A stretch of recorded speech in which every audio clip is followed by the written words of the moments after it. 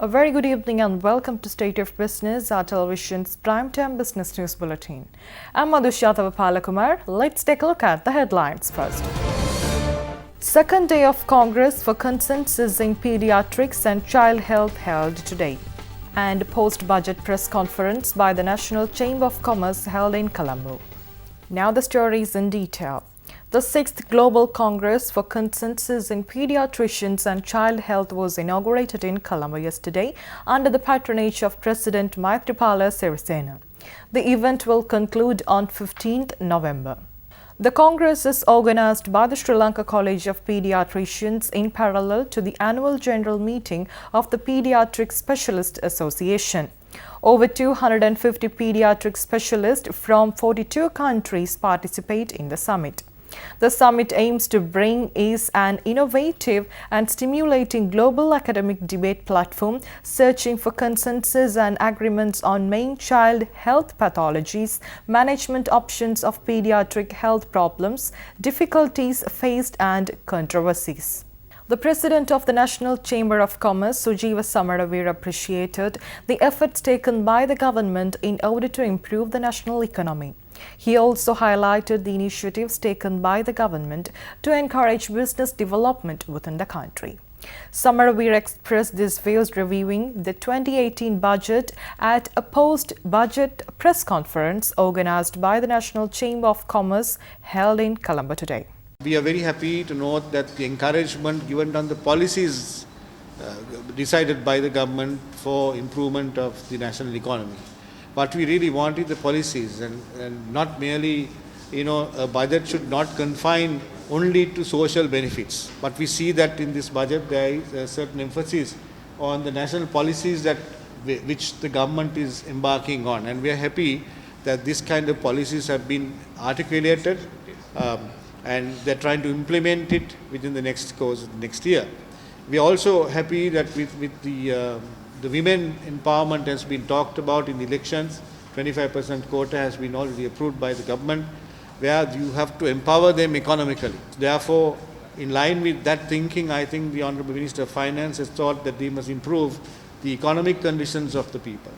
So we have found that there were certain discounts given on the banking rates to start up a business. Then also on the other side, especially in SME bank, not only limiting for females, for the male business entrepreneurs as well. And I will see that with this encouragement, whether we could have many startups, new entrepreneurs has to be developed in this country. We have found that young people are not getting into entrepreneurship, right? As long as they get into the three-wheeler business, they must also get into more practical, more productive oriented businesses. So that's one of the things that as National Chamber we are expecting. So having said that, we are also concerned that how we should monitor the budget proposals given. We have had a very strong discussion with our academic panel to see how we should be able to monitor those promises or areas that the government is talking about, whether we could have a team to monitor and help the government in terms of and to work with the government to see that these budget proposals are being met so that the outcome of this proposal will come to the people of this country. Meanwhile, speaking to the media, the Deputy President of National Chamber of Commerce, Nandika Buddhipala, emphasized the measures taken through the 2018 budget to develop the Sri Lankan economy. Buddhipala also elaborated on the important areas that the government need to focus upon. Basically, the concept of Enterprise Sri Lanka, what we really are kind of positive with this particular concept, the positive steps that encourage business development in the country.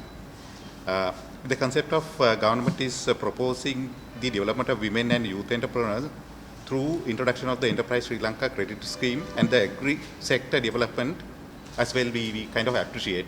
But there again, we emphasize of the fact that we need to create enabling environment. You need to be empowered with the economic side for you to be independent and kind of to do something.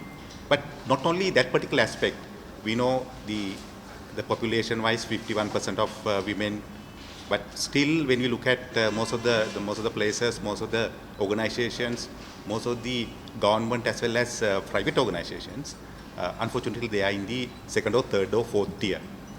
They are not really bringing up, they are not up over there to take decisions, and they are not up over there to kind of direct the kind of strategies of the country or the business organization. So then we need to see one particular aspect is definitely yes, economic empowerment of them, where they are going to be kind of embark on their own journey with some economic independence, but on the top of it, the political and the social independence and social recognition, all the other factors enabling environment also should come in. Further, we see SME guarantee fund also be established, which is expected to expand borrowing capacity of the SMEs. Now, the SMEs naturally be the biggest contributor to the economy is SMEs, and they are again, in the recent past, we have seen some amount of the expansion of the SMEs, but they are again, when it comes to maybe collateralized kind of lending, and then there again, when we look at it in the sense that through the normal financial organizations, because there is a responsibility towards the deposit taking, we take deposits from the general public. This particular aspect of what we call as maybe development type of banking, the essential ingredient of the economic development when you come to a certain level, specifically where the people may not have certain amount of collaterals to come up with. So we need to maybe look at a different structure, different way of funding them. Speaking further, the Deputy President of National Chamber of Commerce, Nandika Buddhipala, also emphasized on the policy inconsistencies in the revenue streams of the government. What we have observed in the recent past is, as National Chamber, the certain amount of policy inconsistency in the revenue stream of the government. There again, the expectation of the business community was to have a consistent mid-term policy on government revenue streams rather than short-term ad hoc revenue policies, such as, namely, to name one or two, debt payment levy imposed on the banking sector and levy on telecom towers. These, I think, 20 billion is expected from the debt payment levy. Another 15 billion is expected from the telecom tower. Furthermore, it would be challenging for the government to provide enabling environment to implement the said proposals. Now, when you look at the proposals, we know there are huge amount of proposals. Then these proposals, some of the proposals are getting repeated over a period of time. Sometimes you see one window for BOI and other kind of the enabling environment that has been repeated maybe once or twice or maybe 3 times. But the most important thing is going to be how we are going to implement those. Then there again, towards the end of it, we have certain amount of appreciation that they have taken certain decisions to implement, certain authorities to take care of the implementation. Coming back to the revenue streams, of course, we are aware of the fact that in the medium term, it is going to be not going to be that possible for us to maybe improve the revenue within overnight. Certain measures like the increase of the VAT and putting down the threshold of VAT liability, bringing it down, expanding the VAT liable network, those kind of issues, those kind of measures they have taken already. So we expected some of the measures will be fairly consistent. Now, maybe not sudden pickup.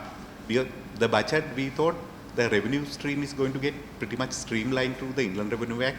Unfortunately, the minister also said that some of the things are going to get implemented 1st of April itself for the next year. So it might have time lag of 1 year. But the certain measures such as VAT and other things have already been implemented. So when we are in business, we always look forward to kind of to have some kind of a policy consistency. We expected that would come through the Inland Revenue Act, and they might not touch some of the short-term measures to improve the revenue-based revenue stream. But unfortunately, we observe 1 or 2 instances, not only 1 or 2, maybe about 3 or 4 instances where they have touched some amount of ad hoc measures to improve the revenue stream, which we don't feel in the medium and the long term are going to be good measures to kind of go forward with. Let's take a look at more news after this break.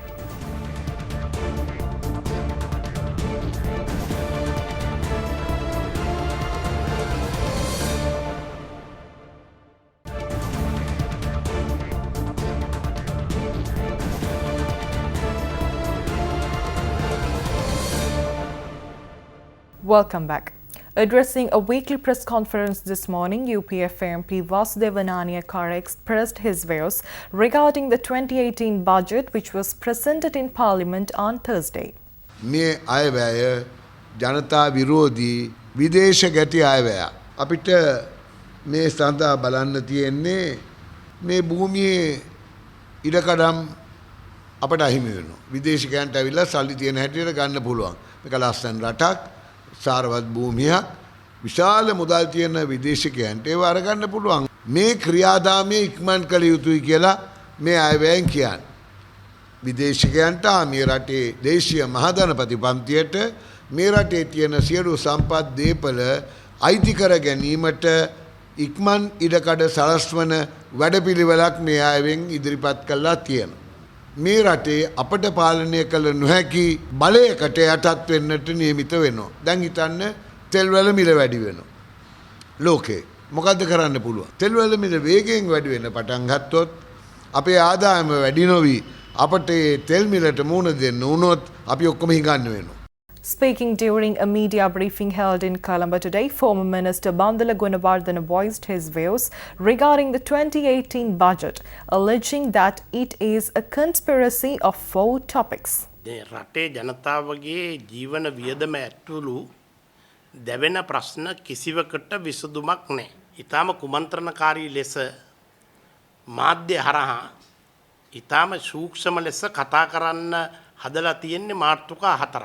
Beer මිල අඩු කිරීම, වාහන බදු, සෙලියුල බදු, බැංකුවෙන් මුදල් ගන්න විට 720ක් අය කිරීම කියන කරුණු 4 පමණක් කතා කරන්න කියලා තමයි මංගල සමරවීර ඇමතුමා අර සූත්‍ර ක්‍රමයට ඒ වැඩසටහන බෙදලා දීලා තියෙන්නේ. Let's take a look at the stocks after this break.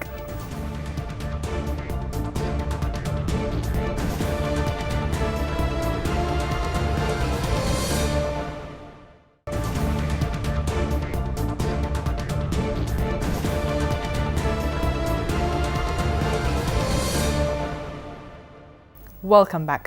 Trading at the Colombo Stock Exchange ended on a negative note today. The all-share price index dropped 41.04 points to close at 6,511.55, and the S&P SL 20 index dropped by 32.08 points to close the session at 3,809.89. The turnover was 1.2 billion rupees and 38.6 million shares were traded. Up next is Forex rates.